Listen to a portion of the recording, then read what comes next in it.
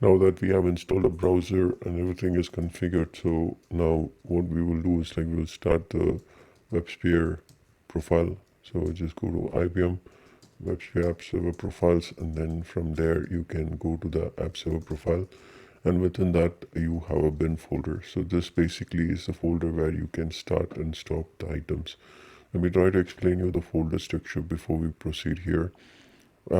So let's go from the last one. So the logs folder. The logs folder basically has all the logs of the JVMs, which is inside this profile. Now there is another log folder in the OPT WebSphere App Server logs. So that will have the overall profile creation logs, the installation logs, upgrade logs, patching logs, all those things. What happens to the product will be kept inside that. Okay, so the product level logging information will be kept inside that. So inside the each individual profile you have another log folder which actually has the profile level events.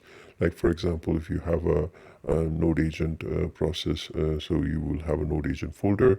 If you have a server 1 JVM process, you will have a server 1 JVM folder. You will have FFTC log, which basically is the first failure detection logs. So that will also be part of your folder. If you have a DMGR, it will have a DMGR logs. So likewise, you will based on the number of JVMs you have, you will have different logs for those JVMs.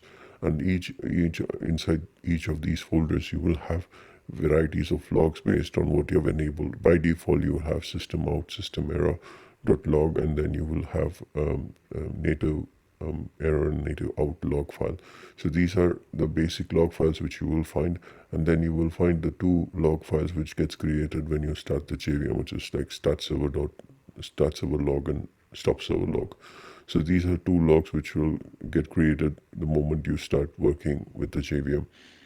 But other than that, this is pretty much the log folder. And the workspace folder will have workspace related files which is related to your profile. And then there are two temp folders. Okay, I forgot to inform you one more thing. So this logs provides you the profile level details, and this log which is over here will provide you the product level details. And then there is a log folder on your installation manager home folder as well inside Eclipse that tells you about all those information which is happening over there. So most of the time it will be in the data folder. It will not be in the installation location. It will be in a data folder. So this data folder by default goes to your home folder, or it goes to the where IBM folder. So these are two different locations the data may sit for the installation logs. So this is only for the installation manager. Okay, it's not for that. And there is var log folder. Var log folder contains the logs for the operating system level. Okay, so there are certain logs which gets updated in the var log folder where the application level logging doesn't have a specific path for the application server, right? So in those situations, it will sit in the var log location. So you can say var log folder is the street, as in like if no one has a house or something, they will be sitting in the street, right? Likewise, if no dedicated application has their own log folder, it will sit in the var log location. But then if you are part of an apartment and you have a house there in an apartment, you'll be actually sitting in that house because you're part of some apartment, right? So likewise, if you have an individual house, you will have your own space for logs. So likewise, you will have logs in different locations, but these logs means different directories. The same thing goes for WS temp and temp folder. Now what is temp folder? Temp folder holds the profile level temporary information, and then there is another temp folder over here in the app server level which will hold the installation level, configuration level, patching level, profile creation level, temp folder for that. And then for the operating system there is /temp folder which actually has the operating system level temporary files will be stored there. So if you ask me, will WebSphere store the /temp from the operating system? No, not actually. It doesn't store anything unless until you want it or you specify it while you install it. Like we did the installation and we specified -log there, right? So likewise, if there is a requirement, you can store it there, but then you have your own temp folder for your product and for your profile. So there you will hold all the temporary files. Now what's the difference between WS temp and temp is that WS temp is basically workspace temp. So what is workspace temp? Workspace temp is nothing but whenever you are enabling some configuration level changes, whenever you are enabling some changes in configuration file, or any changes in the workspace, as in like WebSphere workspace, all right. So those temporary files will be created in this unless and until you synchronize it, right? So it will move from the workspace temp to the actual folders where it actually gets affected.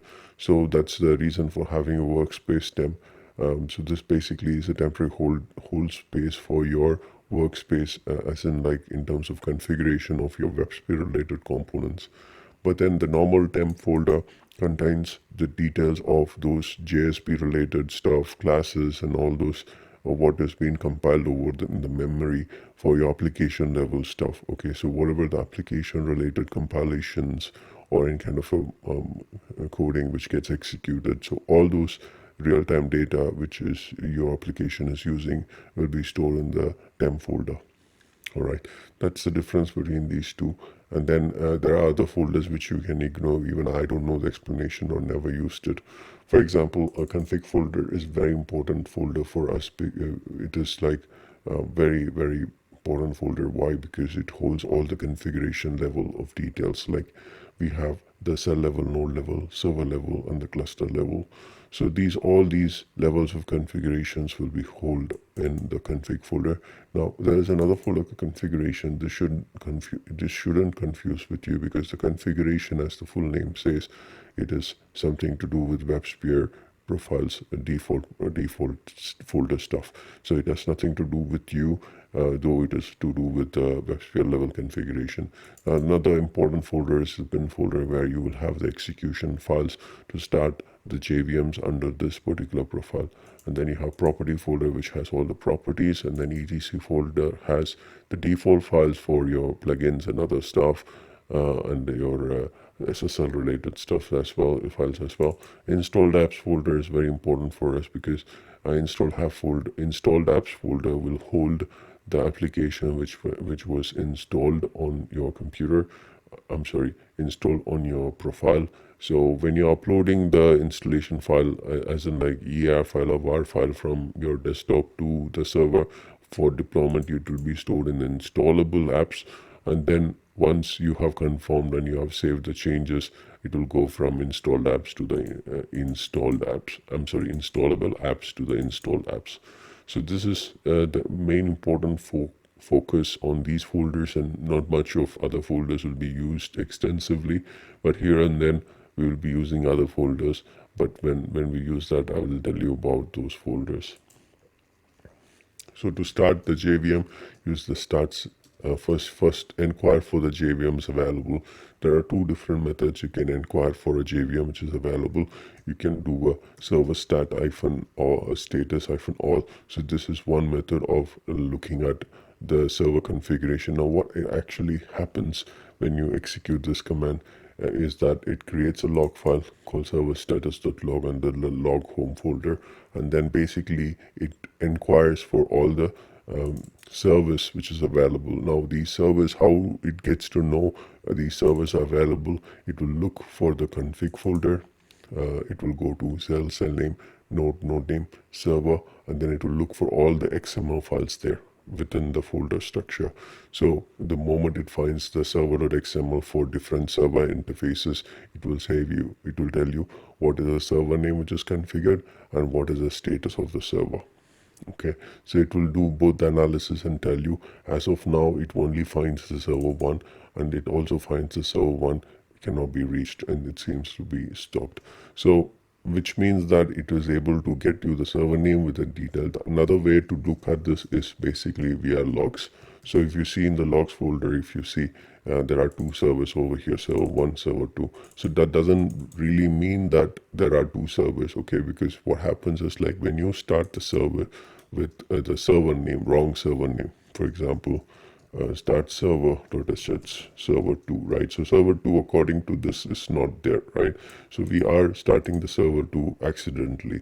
So it is creating this folder, and it is showing that the Java IO file not found exception. So what it is looking for to figure out this, for if this exists, is your profile home folder, config, cell name, node name, server name. So when it looks for the server 2, it doesn't look for the it looks for something called server.xml, and it couldn't find the server.xml because this folder even doesn't exist, because there is no JVM as such.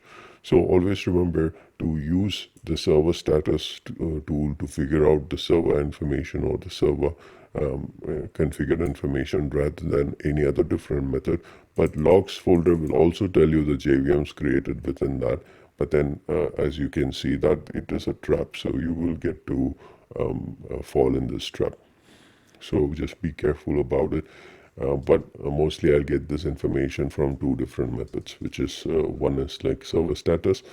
Sometimes server status will take a lot of time if it has to connect to LDAP, or if there's any problem with the server status, a shell script. So that those two occasions you may actually have a problem with executing or getting this data, or especially it gets stuck in the retrieving the server information. In those situations, logs folder will help you out. Even you can go inside, the third way is basically going inside the node level, select this particular node and then the server name, and there you can also check what is the server which is available. So these are the different ways to figure out the server information when you don't have console. If you have console, it becomes very easy for you, where you can just open that and see it, what it is. All right. So now here, how the server starts. Server starts with these information. First thing it's going to do is like it's going to create a start server.log for stopping the server JVM, stop server.sh, and then the server name. So what it will do, it will again create something like a stop server.log, as I told you earlier. So here it will say that it is starting on this particular profile. It is reading the configuration file for server.xml. So this is the configuration file. Now what is defined in this configuration file is all those parameters, like your WebSphere home folder, or what Java it is using, where is the Java location, what are the parameters, what are the libraries it needs to include, all those things. If you open this file, you'll get to know about all those things it is reading from that particular XML file. So you see that it is loading Java libraries, class path, extension directories, Java home location, VAS install location, user install location, which is your profile install location. So likewise, it loads all these things from that file. It will also load something called in Java parameters, as in like what kind of heap memory you're going to use for this. So likewise, it will load all those information as well. And then once it all loads everything fine and there is no syntax errors on that particular lines or something like that, then it will check the logging trace level, and you can see that it is basically starting all the interfaces and everything, and it will launch the server. So this is not actually the detailed log. This is just log to tell you about what is the status of it. So the detailed log, if you want to see, you have to go inside the server1 folder and you will see the system out.log. This is the detailed output log and this is the error log. So what's the difference between out and error is that out will give you complete information of what's going on, including the error message. Error log will only give you the error message. So let's talk more about logs on later point of time. But if you see that it is almost the same of what you have seen, but then there is a lot of extra information over here. So this extra information will tell you the details of, or the level of startup, like what are the items it does before it starts up, what are the things it starts up. The log is a little bit bigger because we have counted in for the stop also. So the stop has also completed over here, and the start also has completed. So whenever I'm in doubt, right, I go to the end of the file by pressing Shift G and then search for something called e-business. So E-business tells you the time the business, the server one has, started successfully. If this doesn't come, then obviously that the server has never started successfully. So that is something which you can search for and confirm whether the server started, the server came live perfectly. So here if you see that this is the GMT time zone, it is at 12:39 it has started. And also you can see that someone has tried to stop the server, an attempt has made to stop one server, and you can see that it is stopping all those servers. So when it goes in reverse, so it basically ends up in opening up the port. When it goes stopping, it goes in, like, it will stop the latest thing, which is basically stopping the listen port numbers, and then it will go from there. We will see in detail what actually happens in the logs later, when we have a perfect understanding on things. So not as of now, because it's too much information already. So now you see that the server is available and there is no issue with the server. Now the server is stopped, so we'll go and start it back again.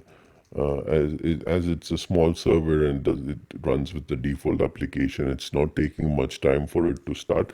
But if it is a larger application which has a lot of dependencies on the database and MQs and stuff, then the time it takes to start will vary based on the amount of application and the dependencies for those. So now that we have the server started, next thing is to check the port number of the server, which is one of the very important step, is to check what port number it is running on.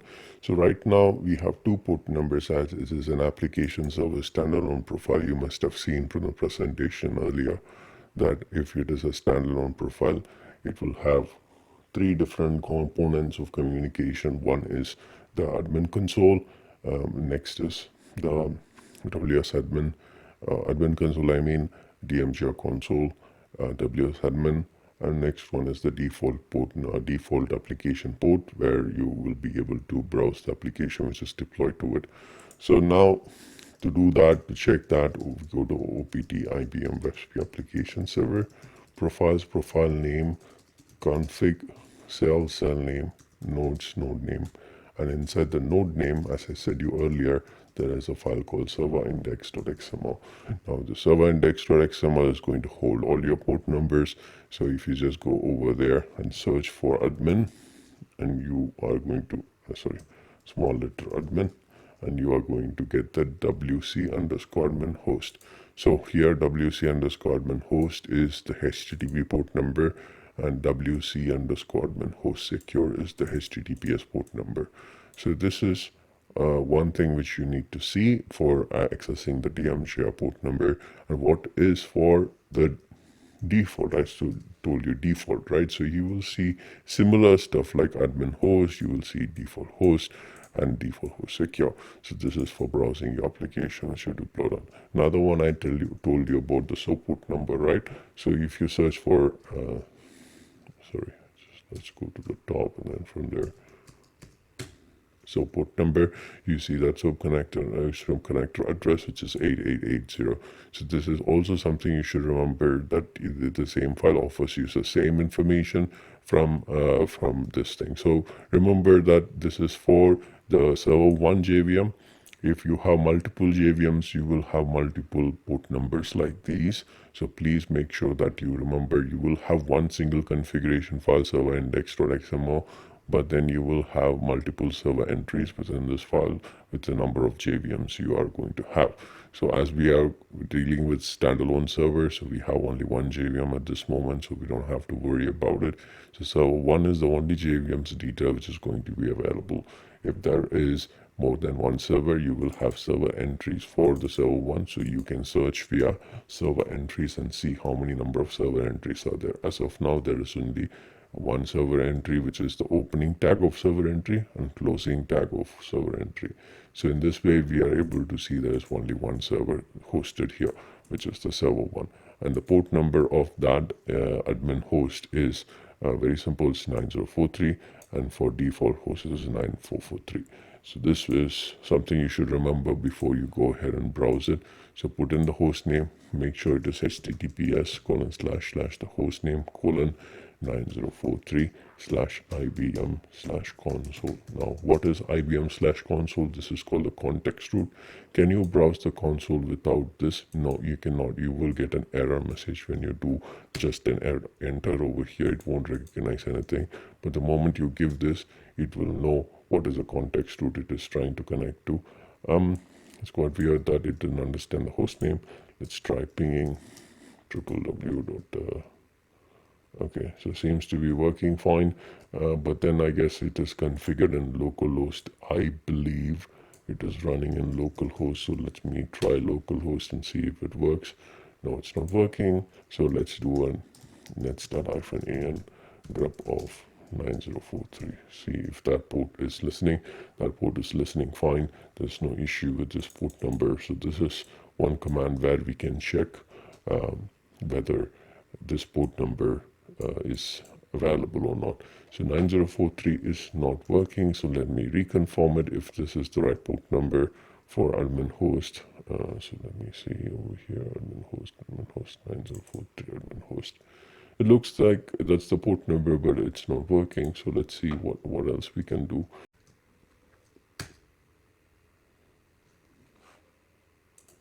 So I made it work. The problem is because of the certificate. So that's the reason why it's not working.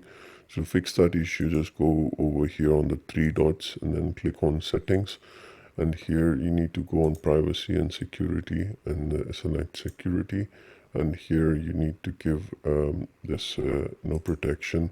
So after giving this, please close the browser, open it again, and access the same host name one more time, and you will be able to see the screen.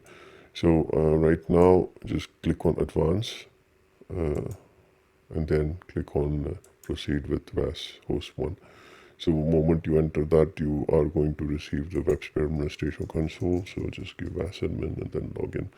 So this should enable you to log into the VAS admin console, and here you will be able to see all the services which we just spoke about. Again, it is not a full-fledged application console because this is a standalone server, so it has very limited features when you compare with the federated DMGR console from the DMGR profile. So this is just, it gives you a very limited option, so you cannot actually create any servers. When you see the applications, you can see multiple applications, the default application which gets installed with this. So likewise, you will be able to see all these action items. Thanks again for watching this video. I'll see you.